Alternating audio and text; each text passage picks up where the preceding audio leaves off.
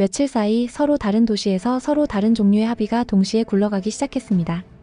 런던에서는 무역 규칙이 새로 정리됐고 워싱턴에서는 핵과 관련된 협의가 새해부터 동시에 시작된다는 말이 나왔습니다. 표면만 보면 무역 뉴스 하나, 안보 뉴스 하나입니다. 그런데 두 뉴스가 같은 방향을 가리키고 있습니다. 무역은 보통 가격과 관세 이야기로 끝납니다. 안보는 보통 위협과 억지력 이야기로 끝납니다. 그런데 이번엔 반대입니다. 영국이 한국과 무역을 다루는 방식은 관세를 넘어 디지털과 서비스로 올라갔고, 미국이 한국과 안보를 다루는 방식은 억지력 이야기를 넘어 핵연료 체계의 제도와 예외까지 건드립니다. 여기서 질문은 하나입니다. 왜 하필 한국일까요? 왜 영국은 브렉시트 이후의 무역 규칙을 한국과 다시 손봤고, 왜 미국은 핵잠과 농축, 재처리를 한꺼번에 동시에 논의하겠다고 했을까요? 이건 단순한 뉴스가 아닙니다. 구조입니다. 세계가 한국을 바라보는 방식이 아니라 세계가 한국을 분류하는 방식이 바뀌는 장면입니다. 지금 세계는 더 이상 나라를 값싼 생산기지로만 보지 않습니다. 기술이 빠르게 갈라지고 공급망이 정치가 되고 데이터가 관세보다 무거워진 시대입니다. 이때 영국과 미국이 동시에 보여준 건 칭찬이 아닙니다. 역할을 맡기는 방식입니다.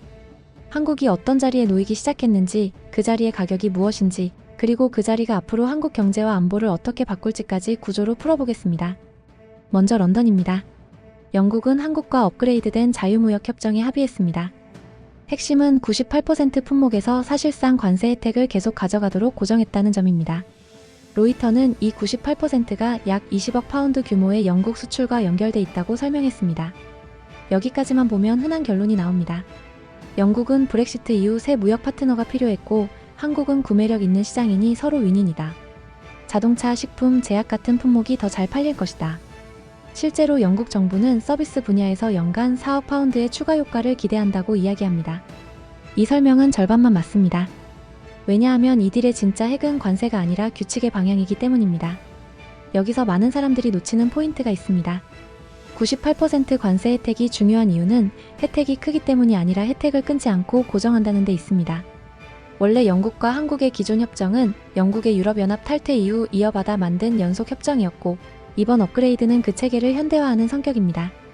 로이터도 이 딜이 브렉시트 이후의 기존 협정을 업그레이드하는 형태라고 분명히 적습니다. 즉, 영국이 말하는 건 이런 겁니다. 이미 거래하던 나라들 중에서 다시 규칙을 손봐서 더 깊게 묶어둘 상대를 선택했다는 뜻입니다. 이건 시장 선택이 아니라 파트너 등급 조정입니다. 그 다음이 진짜입니다. 영국 정부 문서들은 이번 업그레이드의 포인트를 서비스와 디지털로 잡습니다. 전자계약의 정당화 같은 디지털 무역 조항, 그리고 서비스 기업들의 접근 확대를 명시합니다. 그리고 영국 의회에 제출된 서면 성명에는 더 노골적인 문장이 나옵니다. 영국과 한국의 서비스 무역 중 상당 부분이 디지털로 이뤄지고 있으며 새로운 디지털 상거래장이 이를 지원하도록 설계됐다고 적습니다. 또 인공지능 거버넌스와 정책 프레임워크의 호환성과 상호운용성 개선에 대한 합의도 언급합니다. 여기서부터 장면이 바뀝니다. 관세를 깎는 건 20세기 무역입니다. 디지털 상거래, 전자계약, 서비스 접근, 인공지능 정책 호환성은 21세기 무역입니다. 이제 무역은 물건을 얼마나 싸게 파느냐가 아니라 규칙과 시스템을 얼마나 신뢰할 수 있게 공유하느냐가 됩니다. 잠깐 여기서 짚고 넘어가자. 브렉시트 이후 영국이 가장 겁내는 건 관세가 아니라 표준과 규칙에서 밀려나는 겁니다. 유럽연합과 미국 사이에서 자기 규칙을 세워야 하고 디지털 시대엔 그 규칙이 곧 영향력이 됩니다. 그런데 그 규칙 파트너로 한국을 선택했다는 건 한국을 단순한 소비시장으로 본 게 아니라 시스템 동맹으로 본 겁니다. 그리고 이 지점에서 워싱턴의 뉴스가 같은 방향으로 이어집니다. 이제 시선을 런던에서 워싱턴으로 옮겨보겠습니다. 며칠 차이로 전혀 다른 성격의 회의가 미국에서 열렸습니다. 한국 대통령실 국가안보실장이 워싱턴을 찾았고 그 자리에서 나온 말 한 줄이 조용히 판을 흔들었습니다. 내년부터 농축, 재처리, 핵잠 협의를 동시에 시작한다. 이 문장은 그냥 지나치면 안 됩니다. 이 뉴스가 처음 전해졌을 때 많은 해석은 이렇게 흘러갔습니다. 한국이 드디어 핵 추진 잠수함을 갖게 되는 것 아니냐. 북한 위협 때문 아니냐. 자주국방의 상징 아니냐. 물론 이런 설명 완전히 틀린 건 아닙니다. 한국은 오랫동안 핵잠에 관심을 가져왔고 기술적 기반도 상당 부분 갖추고 있습니다. 핵잠은 장기간 잠항이 가능하고 은밀성이 높고 해상 억제력의 질을 바꿉니다. 하지만 이 설명은 절반짜리입니다. 그리고 가장 중요한 질문을 피해갑니다. 한국이 핵잠을 원한 건 하루 이틀이 아닙니다.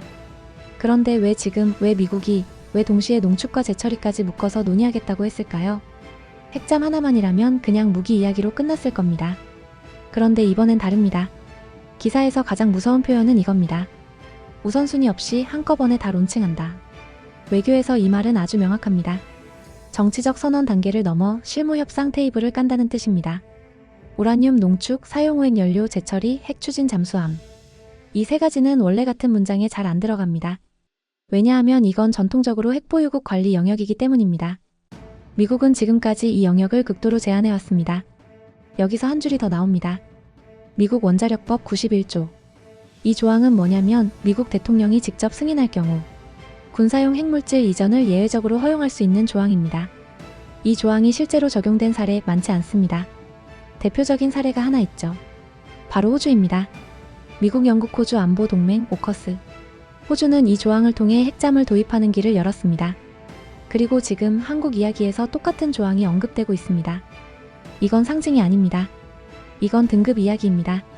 여기서 구조가 보입니다. 미국은 지금 중국을 장기 경쟁자로 설정했고 핵 비확산 체제는 유지해야 하고 동시에 해양 통제 능력은 강화해야 합니다. 그래서 선택한 방식이 뭡니까? 신뢰 가능한 동맹에게 역할을 나눠주는 것. 핵을 가지느냐 마느냐가 아니라 핵을 관리할 수 있는 나라냐를 따지는 단계로 넘어온 겁니다. 이 지점에서 한국이 등장합니다. 한국은 이제 관리 대상이 아니라 관리 능력을 가진 동맹으로 재분류되기 시작했습니다. 이게 핵심입니다. 지금까지 우리는 두 장면을 봤습니다. 하나는 런던에서 벌어진 무역 이야기, 하나는 워싱턴에서 흘러나온 안보 이야기입니다. 대부분의 뉴스는 여기서 끝냅니다. 각자 따로 설명하고 각자 따로 소비합니다. 하지만 이 두 장면은 같은 방향을 가리키고 있습니다. 보통 이런 식으로 묵습니다. 한국이 잘 나가서 영국과 FTA도 업그레이드했고 미국과 안보 협력도 강화됐다. 이 설명 듣기 좋죠. 하지만 정확하지 않습니다. 왜냐하면 이건 결과 설명이지 선택 기준 설명이 아니기 때문입니다. 지금 중요한 건 한국이 잘했느냐가 아닙니다. 왜 하필 한국이었느냐입니다. 잠깐 여기서 짚고 넘어가자. 지금 세계는 물건이 아니라 규칙을 거래하고 군사력이 아니라 관리 능력을 나눕니다. 이 기준에서 보면 영국과 미국의 결정은 놀랍도록 닮아 있습니다. 영국은 이렇게 말했습니다. 관세만으로는 부족하다. 디지털과 서비스, 규칙까지 함께 갈 나라가 필요하다. 미국은 이렇게 말했습니다. 무기만으로는 부족하다. 핵을 다룰 수 있는 책임과 신뢰가 필요하다. 그리고 두 나라가 같은 이름을 불렀습니다. 한국입니다. 값싼 생산국 자리. 중립적 완충국 자리. 단기 거래 파트너. 한국이 들어간 자리는 이겁니다. 질서를 함께 관리할 수 있는 나라. 그래서 무역에서는 디지털 규칙을 공유하고 안보에서는 핵연료 체계까지 논의합니다. 이 두 영역은 전혀 다른 것 같지만 세계의 눈에는 같은 능력으로 보입니다. 여러분, 이 자리는 편한 자리가 아닙니다. 규칙을 어기면 바로 신뢰가 무너지고 한번 흔들리면 다시 기회가 오지 않고 선택이 아니라 책임이 따라옵니다. 그래서 이 자리는 모든 나라가 원하지만 아무 나라나 앉히지 않습니다. 지금 영국과 미국은 한국을 이 자리에 앉혔습니다. 그래서 질문이 바뀝니다. 한국이 대단하다가 아니라 한국이 이 자리를 감당할 수 있느냐입니다.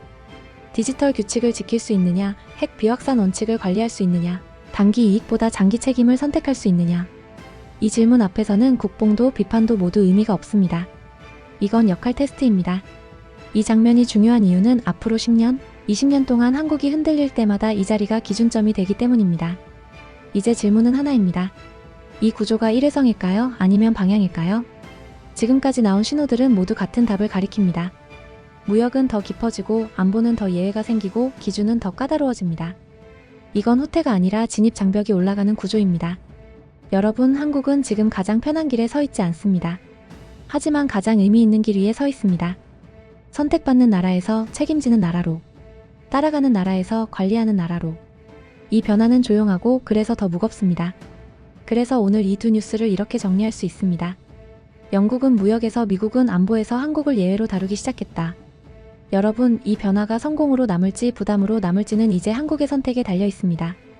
우리가 이 자리를 어떻게 감당하느냐에 따라 세계는 다음 단계를 결정할 겁니다. K-아우라와 함께라면 세계는 단순히 뉴스가 아니라 구조로 보입니다. 여러분의 의견은 어떠신가요?